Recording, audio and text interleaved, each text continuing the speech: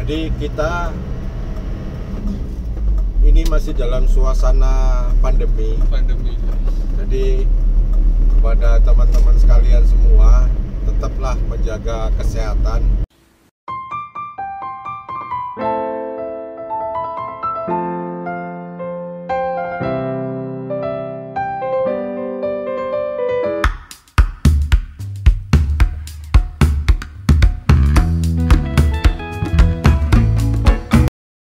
Jadi kepada teman-teman sekalian semua, tetaplah menjaga kesehatan karena corona ini nyata kan? Virusnya penyebarannya cukup tinggi.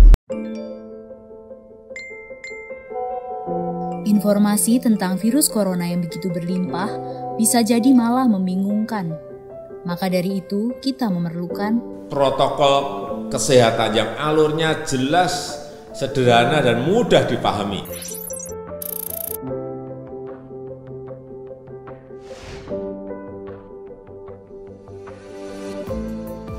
Siapa yang berpotensi terpapar virus corona?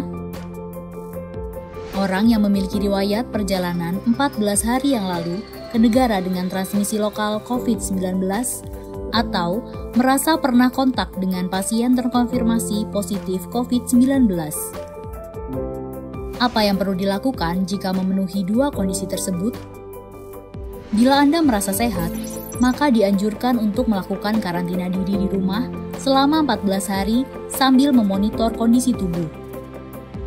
Bila Anda merasa tidak sehat atau timbul gejala, segera lapor ke petugas kesehatan atau hubungi hotline center Corona untuk mendapatkan rujukan pemeriksaan ke fasilitas layanan kesehatan. Gejala apa yang perlu diperhatikan? Demam melebihi 38 derajat Celcius, batuk atau pilek, sakit tenggorokan, sesak atau gangguan pernafasan. Apakah perlu langsung datang ke layanan kesehatan?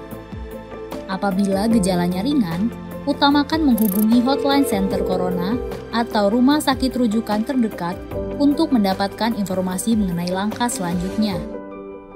Sambil mencari informasi, ini yang perlu dilakukan.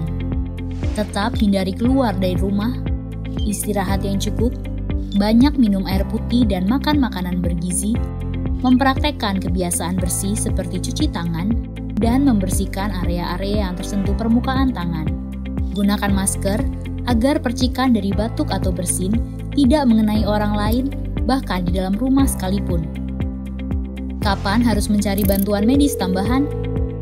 Bila gejala yang dirasakan cukup parah, misalnya sesak nafas berat, atau apabila Anda dalam klasifikasi kelompok rentan karena berusia lebih dari 60 tahun, memiliki penyakit kronis seperti diabetes, hipertensi, gangguan imun, ada riwayat sakit pernafasan, dan lainnya.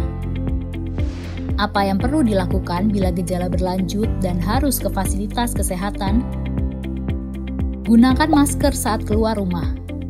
Praktekkan etika batuk dan bersin yang benar dengan menutup dengan siku atau tisu. Hindari menggunakan transportasi publik. Bagaimana tahapan screening pasien di fasilitas pelayanan kesehatan? Sebelum memberikan perawatan, tenaga kesehatan di fasilitas layanan kesehatan akan melakukan screening.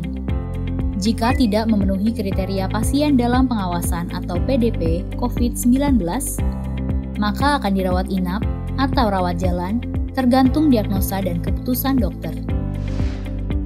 Jika memenuhi kriteria pasien dalam pengawasan COVID-19, maka akan dirujuk ke salah satu rumah sakit rujukan, didampingi oleh tenaga kesehatan yang menggunakan alat pelindung diri atau APD. Di rumah sakit rujukan, spesimen pasien diambil untuk pemeriksaan lab dan pasien akan ditempatkan di ruang isolasi. Spesimen dikirim ke Badan Penelitian dan Pengembangan Kesehatan atau Balitbangkes di Jakarta. Hasil pemeriksaan pertama akan keluar dalam 24 jam. Jika hasilnya negatif, pasien akan dirawat sesuai dengan penyebab penyakit. Jika positif, maka pasien akan dinyatakan sebagai penderita COVID-19, diambil sampel setiap hari, dan baru akan keluar dari ruang isolasi jika pemeriksaan sampel 2 kali berturut-turut hasilnya negatif.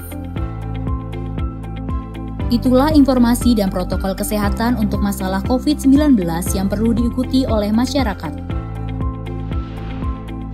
Sakit akibat virus corona dapat disembuhkan. Namun begitu, lebih baik mencegah dan tidak menularkan kepada mereka yang lebih rentan.